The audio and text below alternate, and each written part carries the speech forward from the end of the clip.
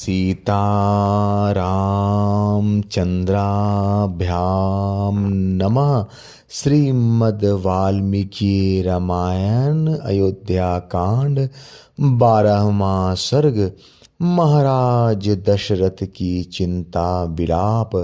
कैकेयी को फटकारना, समझाना और उससे वैसा वर न मांगने के लिए अनुरोध करना। कैकेयी का यह कठोर वचन सुनकर महाराज दशरथ को बड़ी चिंता हुई। वे एक मुहूर्त तक अत्यंत संताप करते रहे। उन्होंने सोचा, क्या दिन में ही मुझे स्वप्न दिखाई दे रहा है, अथवा मेरे चित्त का मोह है, या किसी भूत ग्रह आदि के आवेश में चित्त में विकलता आ गई है, या आदि व्याधि के कारण यह कोई मन का ही उपद्रव है। यही सोचते हुए उन्हें अपने भ्रम के कारण का पता नहीं लगा। उस समय राजा को मूर्छित कर देने वाला महान दुख प्राप्त हुआ। तत्पश्चात होश में आने पर कैकेयी की बात को याद करके उन्हें पुनः संताप होने लगा। जैसे किसी बाघिन को देखकर मृग व्यथित हो जाता है, उसी प्रकार वे नरेश कैकेयी को देखकर पीड़ित एवं व्याकुल हो उठे। बिस्तर रहित खाली भूमि पर बैठे हुए राजा लंबी सांस खींचने लगे, मानो कोई महाविशैला सर्प किसी मंडल में या मंत्रों द्वारा अवरुद्ध हो गया हो। राजा दशरथ रोष में भरकर अहो धिक्कार है यह कहकर पुनः मूर्छित हो गए। शोक के कारण उनकी चेतना लुप्त सी हो गई। बहुत देर के बाद जब उन्हें फिर चेत हुआ, तब वे नरेश अत्यंत दुखी होकर कैकेयी को अपने तेज से दग्ध सी करते हुए क्रोधपूर्वक उससे बोले, दयाहीन दुराचारणी कैकेयी, तू इस कुल का विनाश करने वाली डाइन है। पापिनी, बता, मैंने अथवा श्री राम ने तेरा क्या बिगाड़ा है। श्री रामचंद्र तो तेरे साथ सदा सगी माता का सा बर्ताव करते आए हैं, फिर तू किस लिए उनका इस तरह अनिष्ट करने पर उतारू हो गई है। मालूम होता है मैंने अपने विनाश के लिए ही तुझे अपने घर में लाकर रखा था। मैं नहीं जानता था कि तू राजकन्या के रूप में तीखे विष वाली नागिन है। जब सारा जीव जगत श्री राम के गुणों की प्रशंसा करता है, तब मैं किस अपराध के कारण अपने उस प्यारे पुत्र को त्याग दूं। मैं कौशल्या और सुमित्रा को भी छोड़ सकता हूँ, राज लक्ष्मी का भी परित्याग कर सकता हूँ, परंतु अपने प्राण स्वरूप पितृभक्त श्री राम को नहीं छोड़ सकता। अपने ज्येष्ठ पुत्र श्री राम को देखते ही मेरे हृदय में परम प्रेम उमड़ आता है, परंतु जब मैं श्री राम को नहीं देखता हूँ, तब मेरी चेतना नष्ट होने लगती है। संभव है सूर्य के बिना यह संसार टिक सके, अथवा पानी के बिना खेती उपज सके, परंतु श्री राम के बिना मेरे शरीर में प्राण नहीं रह सकते। अतः ऐसा वर मांगने से कोई लाभ नहीं। पाप पूर्ण निश्चय वाली कैकेयी, तू इस निश्चय अथवा दुराग्रह को त्याग दे। यह लो, मैं तेरे पैरों पर अपना मस्तक रखता हूँ, मुझ पर प्रसन्न हो जा। पापिनी, तूने ऐसे परम क्रूरतापूर्ण बात लिए सोची है। यदि यह जानना चाहती है कि भरत मुझे प्रिय या अप्रिय है, तो रघुनंदन भरत के संबंध में तू पहले जो कुछ कह चुकी है वह पूर्ण हो। अर्थात तेरे प्रथम वर के अनुसार मैं भरत का राज्य अभिषेक स्वीकार करता हूँ। तू पहले कहा करती थी कि श्री राम मेरे बड़े बेटे हैं, वे धर्माचरण में भी सबसे बड़े हैं, परंतु अब मालूम हुआ कि तू ऊपर ऊपर से चिकनी चुपड़ी बातें किया करती थी और वह बात तूने श्री राम से अपनी सेवा कराने के लिए ही कही होगी। आज श्री राम के अभिषेक की बात सुनकर तू शोक से संतप्त हो उठी है और मुझे भी बहुत संताप दे रही है। इससे जान पड़ता है कि इस शून्य घर में तुझ पर भूत आदि का आवेश हो गया है, अतः तू परवश होकर ऐसी बातें कह रही है। देवी, न्यायशील इक्ष्वाकु वंश में यह बड़ा भारी अन्याय आकर उपस्थित हुआ है, जहाँ तेरी बुद्धि इस प्रकार विकृत हो गई है। विशाल लोचने, आज से पहले तूने कभी कोई ऐसा आचरण नहीं किया है जो अनुचित अथवा मेरे लिए अप्रिय हो, इसलिए तेरी आज की बात पर भी मुझे विश्वास नहीं होता। तेरे लिए श्री राम भी महात्मा भरत के ही तुल्य है। बाले, तू बहुत बार बातचीत के प्रसंग में स्वयं ही यह बात मुझसे कहती रही है। भीरु स्वभाव वाली देवी, उन्हीं धर्मात्मा और यशस्वी श्री राम को 14 वर्षों के लिए वनवास तुझे कैसे अच्छा लगता है, जो अत्यंत सुकुमार और धर्म में दृढ़ता पूर्वक मन लगाए रखने वाले हैं। उन्हीं श्री राम को वनवास देना तुझे कैसे रुचिकर जान पड़ता है। अहो, तेरा हृदय बड़ा कठोर है। सुंदर नेत्रों वाली कैकई, जो सदा तेरी सेवा शुश्रूषा में लगे रहते हैं, उन नैनाभिराम श्री राम को देश निकाला दे देने की इच्छा तुझे किस लिए हो रही है। मैं देखता हूँ भरत से अधिक श्री राम ही सदा तेरी सेवा करते हैं। भरत उनसे अधिक तेरी सेवा में रहते हैं, ऐसा मैंने कभी नहीं देखा है। नरश्रेष्ठ श्री राम से बढ़कर दूसरा कौन है, जो गुरुजनों की सेवा करने, उन्हें गौरव देने, उनकी बातों को मान्यता देने और उनकी आज्ञा का तुरंत पालन करने में अधिक तत्परता दिखाई हो। मेरे यहाँ कई सहस्त्र स्त्रियां हैं और बहुत से उपजीवी भृत्यजन हैं, परंतु किसी के मुंह से श्री राम के संबंध में सच्ची या झूठी किसी प्रकार की शिकायत नहीं सुनी जाती।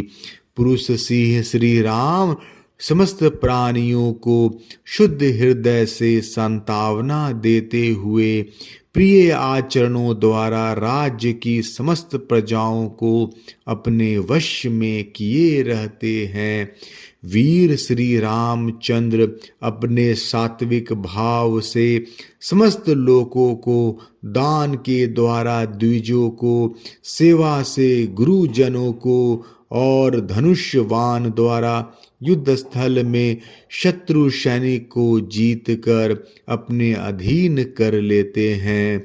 सत्य, दान, तप, त्याग, मित्रता, पवित्रता, सरलता, विद्या और गुरु शुश्रूषा, ये सभी सुदन श्री राम में स्थित रूप में रहते हैं।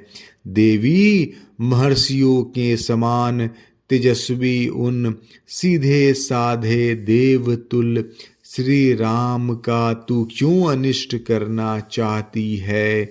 श्री राम सब लोगों से प्रिय बोलते हैं। उन्होंने कभी किसी को अप्रिय वचन कहा हो ऐसा मुझे याद नहीं पड़ता। ऐसे सर्वप्रिय राम से मैं तेरे लिए अप्रिय बात कैसे कहूँगा, जिनमें क्षमा, तप, त्याग, सत्य, धर्म, कृतज्ञता और समस्त जीवों के प्रति दया भरी हुई है। उन श्री राम के बिना मेरी क्या गति होगी। कैकेयी, मैं बूढ़ा हूँ, मौत के किनारे बैठा हूँ। मेरी अवस्था शोचनीय हो रही है और मैं दीन भाव से तेरे सामने गिड़गिड़ा रहा हूँ। तुझे मुझ पर दया करनी चाहिए।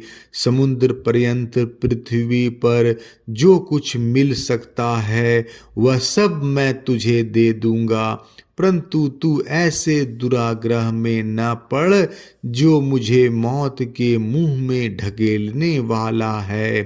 कैकेयी नंदिनी, मैं हाथ जोड़ता हूँ और तेरे पैरों पड़ता हूँ। तू श्री राम को शरण दे जिससे यहाँ मुझे पाप न लगे। महाराज दशरथ इस प्रकार दुख से संतप्त होकर विलाप कर रहे थे। उनकी चेतना बार बार लुप्त हो जाती थी। उनके मस्तिष्क में चक्कर आ रहा था और वे शोक मग्न हो उस शोक सागर से शीघ्र पार होने के लिए बारंबार अनुनय विनय कर रहे थे। तो भी कैकेयी का हृदय नहीं पिघला। वह और भी भीषण रूप धारण करके अत्यंत कठोर वाणी में उन्हें इस प्रकार उत्तर देने लगी। राजन, यदि 2 वरदान देकर आप फिर उनके लिए पश्चाताप करते हैं तो वीर नरेश, इस भूमंडल में आप अपनी धार्मिकता का ढिंढोरा कैसे पीट सकेंगे। धर्म के ज्ञाता महाराज, जब बहुत से राजर्षि एकत्र होकर आपके साथ मुझे दिए हुए वरदान के विषय में बातचीत करेंगे, उस समय वहां आप उन्हें क्या उत्तर देंगे। यही कहेंगे ना कि जिसके प्रसाद से मैं जीवित हूँ, जिसने बहुत बड़े संकट से मेरी रक्षा की, उसी कैकेयी को वर देने के लिए की हुई प्रतिज्ञा मैंने झूठी कर दी। महाराज, आज ही वरदान देकर यदि आप फिर उससे विपरीत बात कहेंगे तो अपने कुल के राजाओं के माथे कलंक का टीका लगाएंगे। राजा सैब्य ने बाज और कबूतर के झगड़े में कबूतर के प्राण बचाने के लिए प्रतिज्ञा को पूर्ण करने के लिए बाज नामक पक्षी को अपने शरीर का मांस काट कर दे दिया था। इसी तरह राजा अरलर्क ने एक अंधे ब्राह्मण को अपने दोनों नेत्रों का दान करके परम उत्तम गति प्रदान की थी। समुद्र देवताओं के समक्ष अपनी नियत सीमा को न लांघने की प्रतिज्ञा की थी, सो अब तक वह उसका उल्लंघन नहीं करता है। आप भी पूर्ववर्ती महापुरुषों के बर्ताव को सदा ध्यान में रखकर अपनी प्रतिज्ञा झूठी न करें। परंतु आप मेरी बात क्यों सुनेंगे। दुर्बुद्धि नरेश, आप तो धर्म को तिलांजलि देकर श्री राम को राज्य पर अभिषेक करके रानी कौशल्या के साथ मौज उड़ाना चाहते हैं। अब धर्म हो या धर्म, झूठ हो या सच, जिस बात के लिए आपने मुझसे प्रतिज्ञा कर ली है उसमें कोई परिवर्तन नहीं हो सकता। यदि श्री राम का राज्याभिषेक होगा तो मैं आपके सामने आपके देखते देखते आज ही बहुत सा विष पीकर मर जाऊंगी। यदि मैं एक दिन भी राम माता कौशल्या को राजमाता होने के नाते दूसरे लोगों से अपने को हाथ जुड़वाती देख लूँगी तो उस समय मैं अपने लिए मर जाना ही अच्छा समझूंगी। नरेश्वर, मैं आपके सामने अपनी और भरत की शपथ खाकर कहती हूँ कि श्री राम को इस देश से निकाल देने के सिवा दूसरे किसी वर से मुझे संतोष नहीं होगा। इतना कहकर कैकेयी चुप हो गई। राजा बहुत रोए, गिड़गिड़ाए, परंतु उसने उनकी किसी बात का जवाब नहीं दिया। श्री राम का वनवास हो और भरत का राज्याभिषेक, कैकेयी के मुख से यह परम अमंगलकारी वचन सुनकर राजा की सारी इंद्रियां व्याकुल हो उठी। वे एक मुहूर्त तक कैकेयी से कुछ न बोले। उस अप्रिय वचन बोलने वाली प्यारी रानी की ओर केवल एकटक दृष्टि से देखते रहे। मन को अप्रिय लगने वाली कैकेयी की वह वज्र के समान कठोर तथा दुख शोकमयी वाणी सुनकर राजा को बड़ा दुख हुआ। उनकी सुख शांति छिन गई। देवी कैकेयी के उस घोर निश्चय और किए हुए शपथ की ओर ध्यान जाते ही वे हा राम कहकर लंबी सांसें खींचते हुए कटे वृक्ष की भांति गिर पड़े। उनकी चेतना लुप्त सी हो गई। वे उन्मादग्रस्त से प्रतीत होने लगे। उनकी प्रकृति विपरीत सी हो गई। वे रोगी सी से जान पड़ते थे।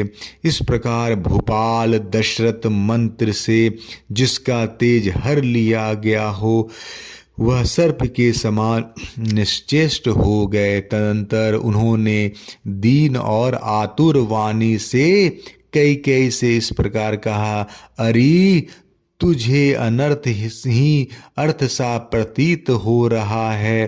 किसने तुझे इसका उपदेश किया है?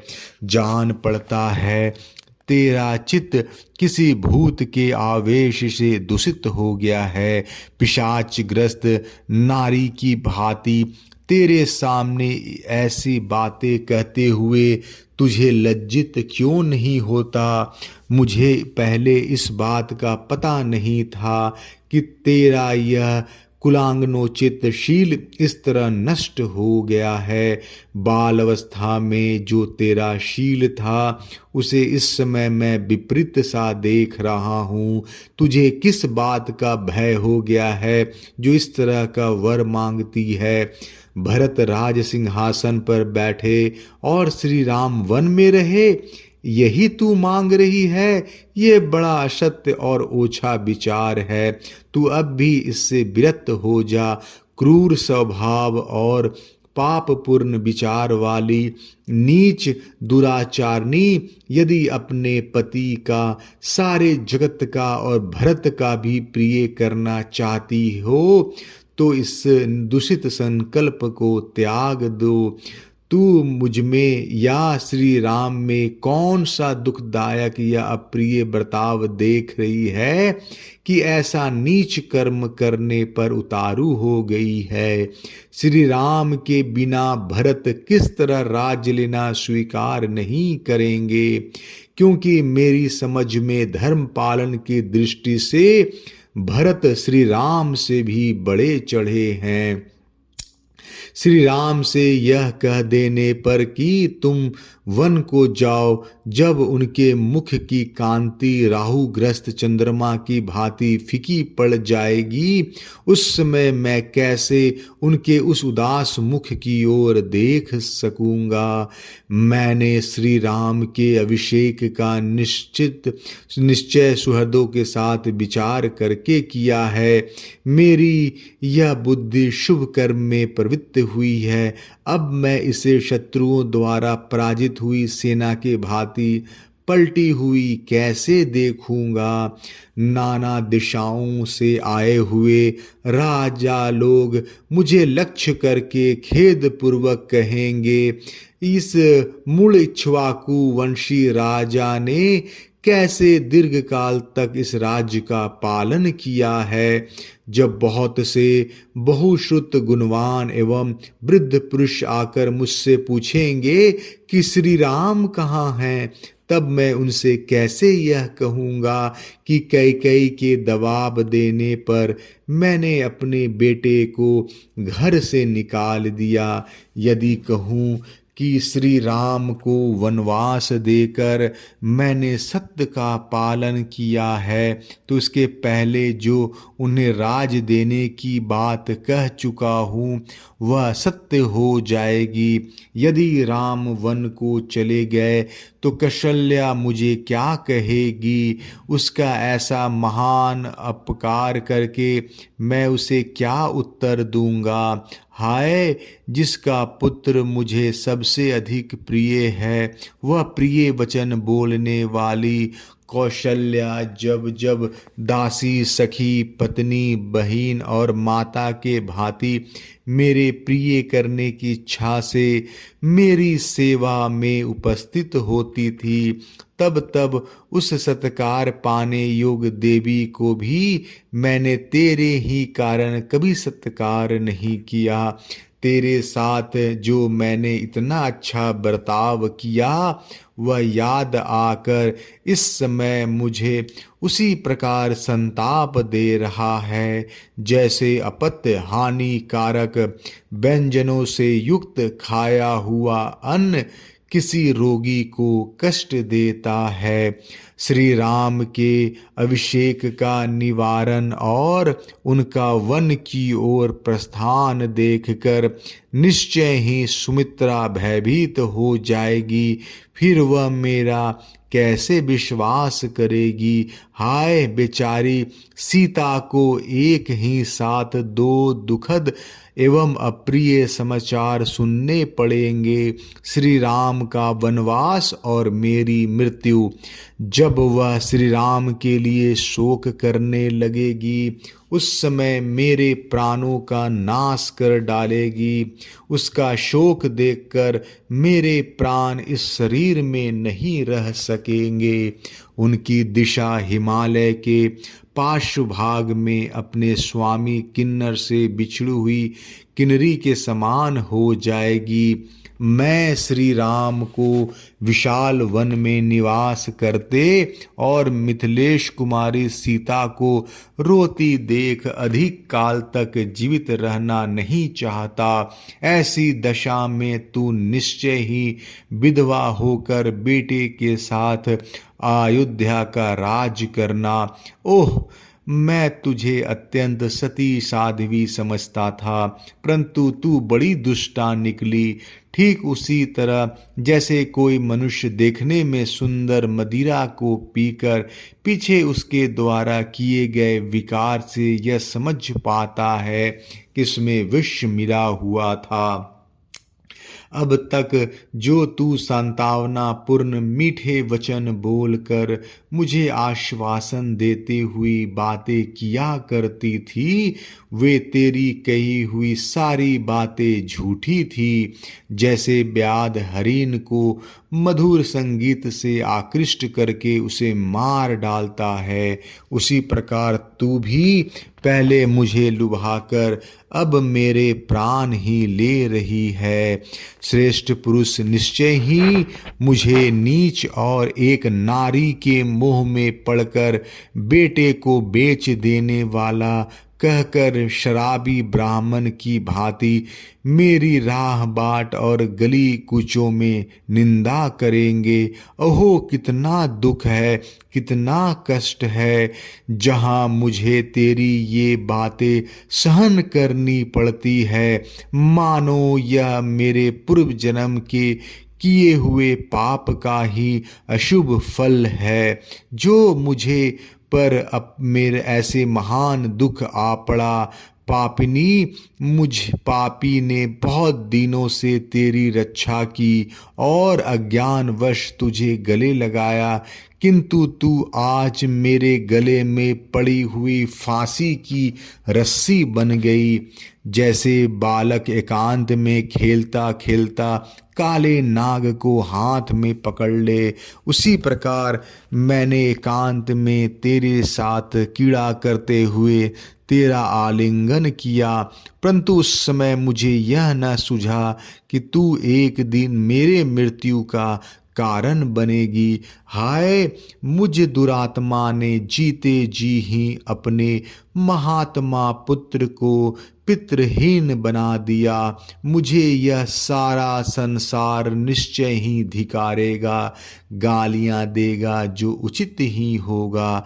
लोग मेरी निंदा करते हुए कहेंगे कि राजा दशरथ बड़ा ही मूर्ख और कामी है, जो एक स्त्री को संतुष्ट करने के लिए अपने प्यारे पुत्र को वन में भेज रहा है। हाय, अब तक तो श्री राम वेदों का अध्ययन करने, ब्रह्मचर्य व्रत का पालन करने तथा अनेकों अनेक गुरुजनों की सेवा में संलग्न रहने के कारण दुबले होते चले आए हैं। अब जब उनके लिए सुख भोग का समय आया, तब ये वन जाकर महान कष्ट में पड़ेंगे। अपने पुत्र श्री राम से यदि मैं कह दूं कि तुम वन को चले जाओ, तो वे तुरंत बहुत अच्छा कहकर मेरी आज्ञा का स्वीकार कर लेंगे। मेरे पुत्र राम दूसरी कोई बात कहकर मुझे प्रतिकूल उत्तर नहीं दे सकते। यदि मेरे वन जाने की आज्ञा दे देने पर श्री राम उसके विपरीत करते, वन में नहीं जाते, तो वही मेरे लिए प्रिय कार्य होगा। किंतु मेरा बेटा ऐसा नहीं कर सकता। यदि रघुनंदन राम वन को चले गए, तो सब लोगों के धिक्कार पात्र बने हुए मुझ अक्षम अपराधी को मृत्यु अवश्य यमलोक में पहुंचा देगी। यदि नर श्रेष्ठ श्री राम के वन में चले जाने पर मेरी मृत्यु हो गई, तो शेष जो मेरे प्रियजन कौशल्या आदि यहाँ रहेंगे, उन पर तू कौन सा अत्याचार करेगी। देवी कौशल्या को यदि मुझसे, श्री राम से तथा शेष दोनों पुत्र लक्ष्मण और शत्रुघ्न से बिछो हो जाएगा, तो वह इतने बड़े दुख को सहन नहीं कर सकेगी। अतः मेरे ही पीछे वह भी परलोक सिधार जाएगी। सुमित्रा का भी यही हाल होगा। कैकेयी इस प्रकार कौशल्या को, सुमित्रा को और तीनों पुत्रों के साथ मुझे भी नरक तुल्य महान शोक में डालकर तू स्वयं सुखी होना, अनेकानेक गुणों से सकृत, शाश्वत तथा क्षोभ रहित यह इक्ष्वाकु कुल जब मुझसे और श्री राम से परित्यक्त होकर शोक से व्याकुल हो जाएगा, तब उस अवस्था में तू इसका पालन करेगी। यदि भरत को भी श्री राम का यह वन में भेजा जाना प्रिय लगता है हो, तो मेरी मृत्यु के बाद वो मेरे शरीर का दाह संस्कार न करे। पुरुष शिरोमणि श्री राम के वन गमन के पश्चात मेरी मृत्यु हो जाने पर अब विधवा होकर तू बेटे के साथ अयोध्या का राज करेगी। राजकुमारी, तू मेरे दुर्भाग्य से मेरे घर में आकर बस गई। तेरे कारण संसार में पापाचारी की भांति मुझे निश्चय ही अनुपम अपशय, तिरस्कार और समस्त प्राणियों से अवहेलना प्राप्त होगी। मेरे पुत्र सामर्थ्यशाली राम बारंबार रथों, हाथियों और घोड़ों से यात्रा किया करते थे। वे ही अब उस विशाल वन में पैदल कैसे चलेंगे। भोजन के समय जिनके लिए कुंडलधारी रसोइये प्रसन्न होकर पहले मैं बनाऊंगा, ऐसे कहते हुए खाने पीने की वस्तुएं तैयार करते थे, वे ही मेरे पुत्र रामचंद्र वन में कैसैले तिक्त और कड़वे फलों का आहार करते हुए किस तरह निर्वाह करेंगे, जो सदा बहुमूल्य वस्त्र पहना करते थे, जिनका चिरकाल में सुख में ही समय बीता हो, वे ही श्री राम वन में गेरुए वस्त्र पहनकर कैसे रह सकेंगे। श्री राम का वन गमन और भरत का अभिषेक, ऐसा कठोर वाक्य तूने किसकी प्रेरणा से अपने मुंह से निकाला है। स्त्रियों को धिक्कार है, क्योंकि वे शठ और स्वार्थपरायण होती हैं, परंतु मैं सारी स्त्रियों के लिए ऐसा नहीं कह सकता, केवल भरत की माता की ही निंदा करता हूँ। अनर्थ में ही अर्थ बुद्धि रखने वाली क्रूर कैकेयी, तू मुझे संताप देने के लिए ही इस घर में बसाई गई है। अरे मेरे कारण तू अपना कौन सा अप्रिय होता देख रही है, अथवा सबका निरंतर हित करने वाले श्री राम में ही तुझे कौन सी बुराई दिखाई देती है। श्री राम को संकट के समुद्र में डूबा हुआ देखकर जो पिता अपने पुत्रों का त्याग देंगे, अनुरागनी स्त्रियां भी अपने पति को त्याग देंगी। इस प्रकार यह सारा जगत ही कुपित विपरीत व्यवहार करने वाला हो जाएगा। देव कुमार के समान कमनीय रूप वाले अपने पुत्र श्री राम को जब वस्त्र और आभूषणों से विभूषित होकर सामने आते देखता हूँ, तो नेत्रों से उनकी शोभा निहार कर निहाल हो जाता हूँ। उन्हें देखकर ऐसा जान पड़ता है मानो मैं फिर जवान हो गया। कदाचित सूर्य के बिना भी संसार का काम चल जाए, वज्रधारी इंद्र के वर्षा न करने पर भी प्राणियों का जीवन सुरक्षित रह जाए, परंतु राम को यहाँ से वन की ओर जाते देखकर कोई भी जीवित नहीं रह सकता। मेरी ऐसी धारणा है। अरे तू मेरा विनाश चाहने वाली, अहित करने वाली और शत्रु रूप है। जैसे कोई अपने ही मृत्यु को घर में स्थान दे दे, उसी प्रकार मैंने तुझे घर में बसा लिया है। खेद की बात है कि मैंने मोहवश तुझ महाविशैली नागिन को चीरकाल से अपने अंग में धारण कर रखा है, इसलिए आज मैं मारा गया।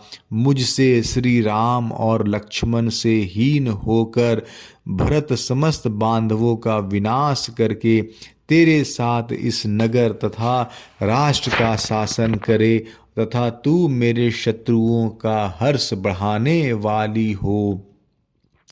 क्रूरता पूर्व बर्ताव करने वाली कैकेयी, तू संकट में पड़े हुए पर प्रहार कर रही है। अरे जब तू दुराग्रह पूर्वक आज ऐसी कठोर बातें मुंह से निकालती है, उस समय तेरे दांतों के हजारों टुकड़े होकर मुंह से नीचे क्यों नहीं गिर जाते। श्री राम कभी किसी से कोई अहितकार या अप्रिय वचन नहीं करते हैं। वे कटु वचन बोलना जानते ही नहीं। उनका अपने गुणों के कारण सदा सर्वदा सम्मान होता है। उन्हीं मनोहर वचन बोलने वाले श्री राम से तू दोष कैसे बता रही है, क्योंकि वनवास उसी को दिया जाता है जिसके बहुत से दोष सिद्ध हो चुके हो। ओ कैकेयी राज की कुल की जाति जागती कलंक, तू चाहे गलानी में डूब जा, अथवा आग में जलकर खाक हो जा, या विष खाकर प्राण दे दे, अथवा पृथ्वी में हजारों दरारें बनाकर उसी में समा जा, परंतु मेरा हित करने वाली तेरी यह अत्यंत कठोर बात मैं कदापि नहीं मानूंगा। तू छुरे के समान घात करने वाली है। बातें तो मीठी मीठी करती है, परंतु वे सदा झूठी और सद्भावना से रहित होती है। तेरे हृदय का भाव अत्यंत दूषित है, अथवा तू अपने कुल का भी नाश करने वाली है। इतना ही नहीं, तू प्राणों सहित मेरे हृदय को भी जलाकर भस्म कर डालना चाहती है, इसलिए मेरे मन को नहीं भाती है।